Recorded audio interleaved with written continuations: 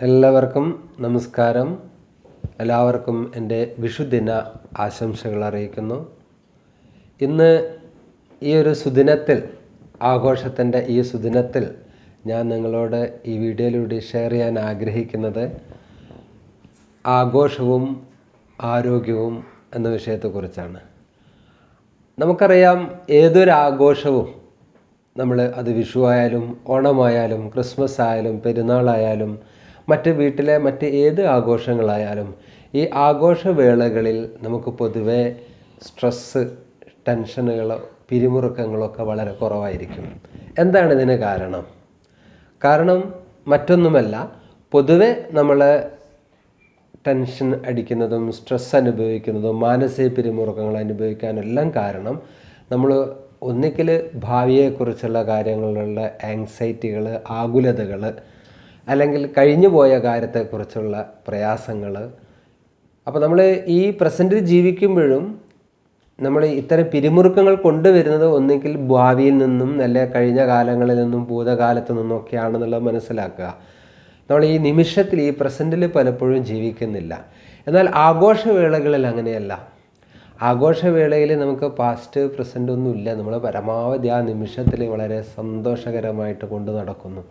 അതുകൊണ്ട് തന്നെ ആ ദിവസം എന്താണ്, ആ പോസിറ്റീവായിട്ടുള്ളൊരു വലിയ തോട്ട്സ് നെഗറ്റീവായിട്ടുള്ള മറ്റ് തോട്ട്സുകളെയെല്ലാം മാറ്റിക്കളയുന്നു.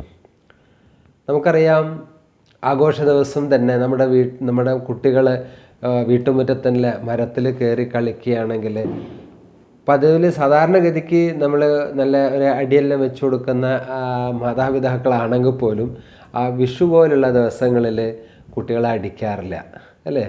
എന്തെങ്കിലും ഒരു മയത്തിൽ കുട്ടികളെ പറഞ്ഞ് ആ മാവിൻ കൊമ്പിൽ നിന്ന് ഇറക്കി കൊണ്ടുവരാൻ ശ്രമിക്കുകയാണ് ചെയ്യുക. അപ്പോൾ നമ്മൾ മനസ്സിലാക്കേണ്ട ഒരു കാര്യം, ആ ദിവസം അന്നത്തെ ഒരു ദിവസം തന്നെ ഒരു ഭിക്ഷയ്ക്ക് ഒരാൾ വീട്ടിലേക്ക് വരുമ്പോൾ സാധാരണ ചില്ലറ തപ്പുന്ന ആൾക്കാരായിരിക്കാം. പക്ഷേ ആ ദിവസം നമ്മൾ എന്ത് ചെയ്യില്ല, ചില്ലറ തപ്പ് കയ്യിൽ എന്താണ് കിട്ടുന്നത് അത് കൊടുക്കാൻ ശ്രമിക്കും. പുറത്തോട്ട് പോകുമ്പോഴൊക്കെ പരമാവധി സുഹൃത്തുക്കളെ കാണുമ്പോൾ ഹലോ, വിഷു എവിടെ എത്തി, അല്ലേ? ഇങ്ങനെ എല്ലാ കാര്യങ്ങളൊക്കെ നമ്മളങ്ങനെ അന്വേഷിക്കും. അങ്ങനെ ടോട്ടലി നമ്മൾ നല്ലൊരു ആരോഗ്യാവസ്ഥയിലിരിക്കുകയാണ്. ആ പ്രസൻറ്റ് മൂമെൻറ്റിൽ, ആ ദിവസത്തിൽ വേസ്റ്റ് തോട്ട് ഒരുപാട് നമുക്ക് കുറയുന്നതായിട്ട് കാണാം.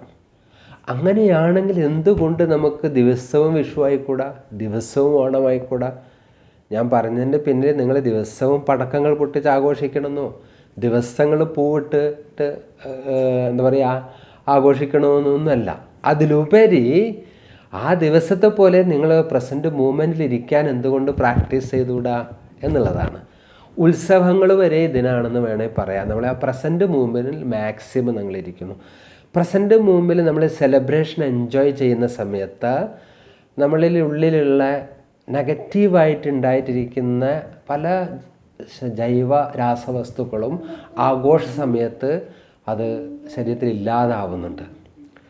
അത് വളരെ പ്രധാന ഘടകമാണ്. അതുകൊണ്ട് തന്നെ ദിവസവും സെലിബ്രേറ്റ് ചെയ്യുകയാണെങ്കിൽ നമുക്ക് ആരോഗ്യത്തിന് വളരെ നല്ലതാണെന്നാണ് പറയുന്നത്. അതുകൊണ്ട് ആഘോഷിക്കാനുള്ള ഒരവസരവും നമ്മൾ പാഴാക്കരുത്. ഓക്കെ, അപ്പോൾ സെലിബ്രേഷൻ എന്ത് തരുന്നു? നമ്മളെ ഈ പ്രസൻറ്റ് മൂവ്മെൻറ്റിൽ നിർത്തുന്നു. ഭാവിയൊക്കെ മറന്ന് നമ്മൾ പ്രസൻറ്റ് മൂവ്മെൻറ്റിൽ നിർത്തുന്നു. ആ പ്രസൻറ്റ് മൂവ്മെൻറ്റിൽ നിൽക്കുന്നത് കൊണ്ട് തന്നെ നമുക്ക് നല്ലൊരു സൗഖ്യം ശരീരത്തിനും മനസ്സിനും എല്ലാം ഫീൽ ചെയ്യുന്നുണ്ട്. ഒരു കാര്യം കൂടി നിങ്ങൾ ശ്രദ്ധപ്പെടുത്തിക്കോട്ടെ. ആ ദിവസത്തെ മാനസിക തലം വളരെ ഓക്കെ ആയിരിക്കുന്നെങ്കിലും പലപ്പോഴും നമ്മൾ ആഹാര കാര്യത്തിൽ ഓവറായിട്ട് കഴിച്ചു പോയാൽ ഒരു പക്ഷേ വൈകുന്നേരം ആകുമ്പോഴേക്ക് നല്ല ക്ഷീണം ഉണ്ടാവും, അല്ലേ? അനുഭവപ്പെടാറുണ്ടാവും.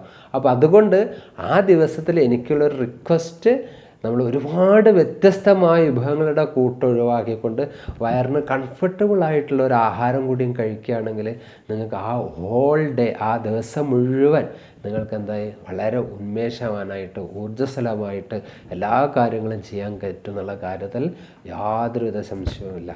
അതുകൊണ്ട് ഓർക്കുക, ആഘോഷിക്കാനുള്ള ഒരവസരങ്ങൾ നിങ്ങൾ എന്താക്കരുത്, പാഴാക്കരുത്. അത് നമ്മുടെ ശരീരത്തിലെ ജൈവമായിട്ടുള്ള ടോക്സിനുകളെ അത് പുറന്തള്ളാൻ സഹായിക്കുന്നതാണ് എന്നുകൂടെ മനസ്സിലാക്കുക. അതുകൊണ്ട് ഞാൻ പറഞ്ഞ എൻ്റെ ഈ വീഡിയോ നിങ്ങൾക്ക് ഇഷ്ടമായെങ്കിൽ നിങ്ങൾ ഷെയർ ചെയ്യുക, സബ്സ്ക്രൈബ് ചെയ്യുക, ലൈക്ക് ചെയ്യുക. ഓക്കെ, അപ്പോൾ എല്ലാവർക്കും ഒരിക്കൽ കൂടി വിഷുദിന ആശംസകൾ അറിയിച്ചുകൊണ്ട് എൻ്റെ വിനീതമായ നമസ്കാരം.